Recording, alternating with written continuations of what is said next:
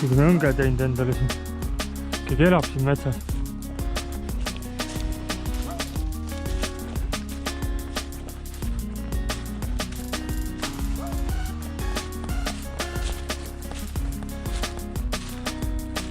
Kurat.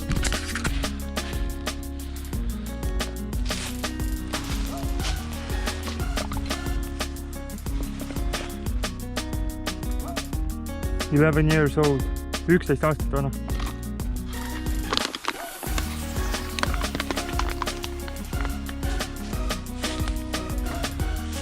Võtab kaasa. Praht ei ole hea asi.